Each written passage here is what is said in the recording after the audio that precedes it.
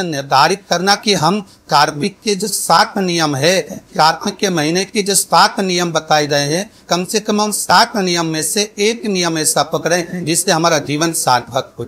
आप भले 7 नियम में कर रहे कार्तिक के, भले एक नियम करो, पर वो नियम हमारा पूर्ण चलना चाहिए, उसकी नियम की पूर्ण का पूर्ण होना चाहिए। आपको कहा था कार्तिक के 7 नियम है, उसमें पहला दीप दाना, दूसरा तुलसी पूजन, तीसरा भूमि पर शयन, चौथा शरीर पर तेल नहीं लगाना, 5वां सुंदर दलहन की चीजों का त्याग करना, और 6वां ब्रह्मचार्य व्रत का पालन करना, और 7वां अपने जीवन में कार्तिक के महीने में चाहे वाणी का संयम हो, चाहे भोजन का संयम हो, चाहे शब्दों का संयम हो, चाहे दृष्टि का संयम हो, चाहे इंद्रियों का संयम हो, उस संयम धारित कर।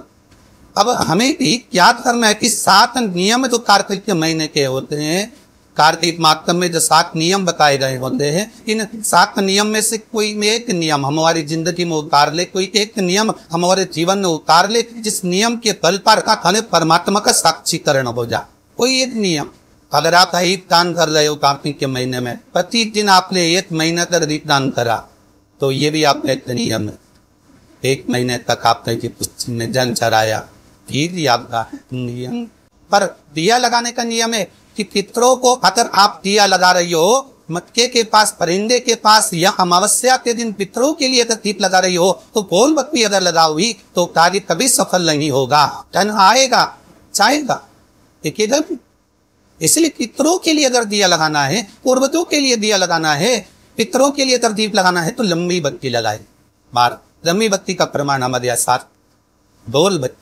और सुंदर चरित्र कहा, यदि आपके जीवन में बहुत ज्यादा लक्ष्मी से तकलीफ है, कष्ट बहुत ज्यादा है, या इसलिए शायद कहा जाता है कि भगवान को सर्वश्रेष्ठ कौन सा चंदन अच्छा लगता है। आपको पहली दी कक्षा में था आदरती तथादर किसने सुनी होगी, तो उसमें वर्णन भगवान को सर्वश्रेष्ठ चंदन कौन सा, भगवान को सर्वश्रेष्ठ चंदन कौन सा प्रिय है, वो कौन सा चंदन है जो भगवान विष्णु को लगाए, राम को लगाए, कृष्ण को लगाए, वो कौन सा चंदन है जो श्री हरि को लगाया जाए।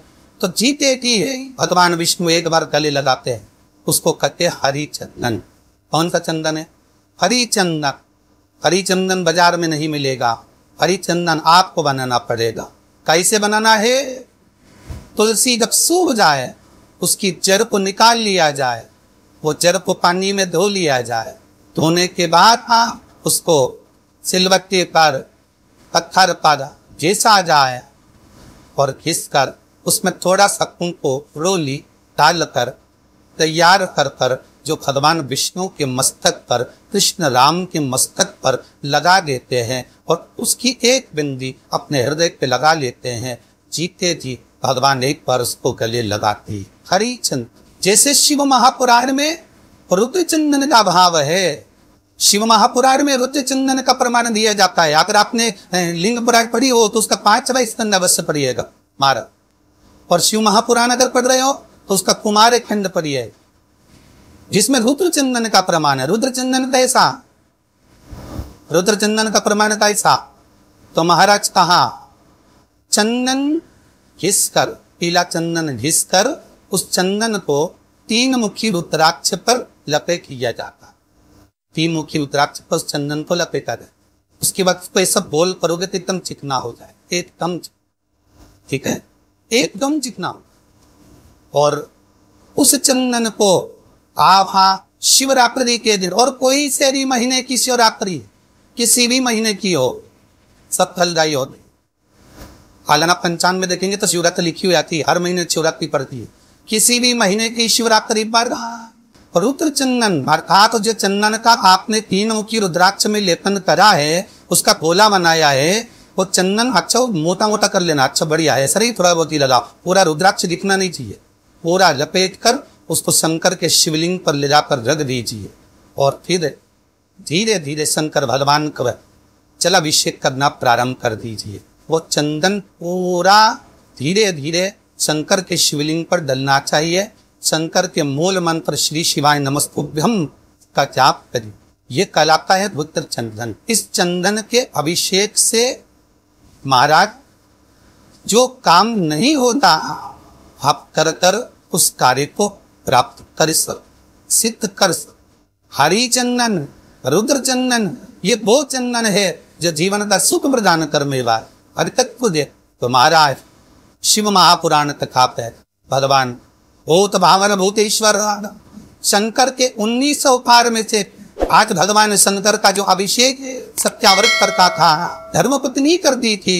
एक याम हुआ कि उनकी नगर में उनके सालू जो राजा थे उन्होंने गुप्तचर छोड़े थे, शिव मंदिर में जाते दीप को बुझा देते, उसका दोष जो दिया लगाया उसको प्राप्त होता था। महाराज आपको पहले भी कथा में कहा कन्यादान आपने करा, गौदान आपने करा, लक्ष्मी का दान आपने करा। इसलिए शिव महापुराण की कथा कहती है इन 3 दान करने से पहले 50 बार विचार करिए।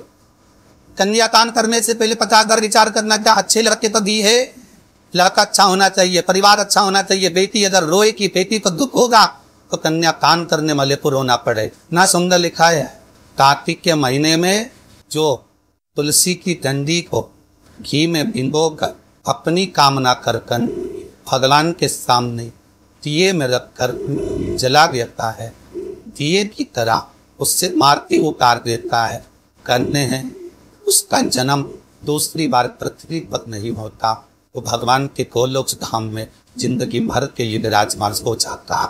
विष्णु पुराण किस किसने सुनिए आगभा विष्णु पुराण का 5वां अंश कार्तिक खंड वर्णन करता है, या स्कंद पुराण का कार्तिक खंड को उठा लीजिए, वो वर्णन करता है 24 तरह के दिए होते हैं।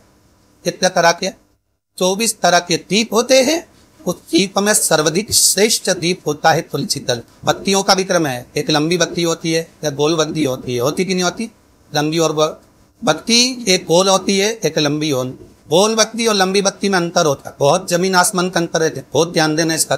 गोल बत्ती किस किस देवली देवी देवता पर लगती है और लंबी बत्ती किसके देवी देवता पर लगती है। तो स्कंद पुराण और विष्णु पुराण दोनों कहती है तो लंबी बत्ती होती है वो पितरों की जगह और पूर्वजों की जगह, पूर्वजों की जगह। बारह के पैर के नीचे पीपल के पैर लंबी बत्ती का फर्क। किसी देवी के स्थान में पार्वती की करते हो, लक्ष्मी की करते हो, कुल देवी देव की देवी का स्मरण करते हो, लंबी बत्ती करते हो।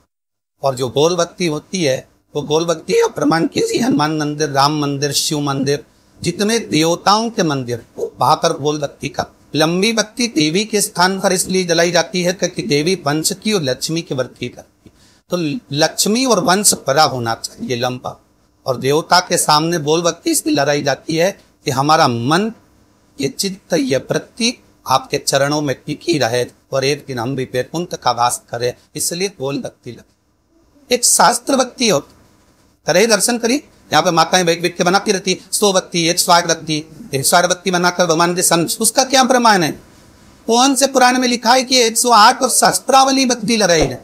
तो स्कंद पुराण में कार्तिक खंड के अंदर स्पष्ट किया गया सहस्त्रावली बत्ती 108 लंबी बत्तियों का जो प्रमाण है वो कहते हैं कि जिस व्यक्ति ने किसी तीर्थ को ना करा, पूरे तीर्थ नहीं गए हो, सारे तीर्थों का स्नान नहीं करा हो, किसी तीर्थ में दर्शन करने से वंचित रह गए हो, तो 108 बत्ती की लिए बत्ती बनाकर किसी नारायण के मंदिर में, शिव मंदिर में, देवी के मंदिर में, केवल देवता के मंदिर में अगर उसको घी में भिगोकर प्रज्वलित कर दिया जाता है तो सारे तीर्थों के दर्शन का फल उस जीव को साफ हो जाता है। उसको सहस्त्रावली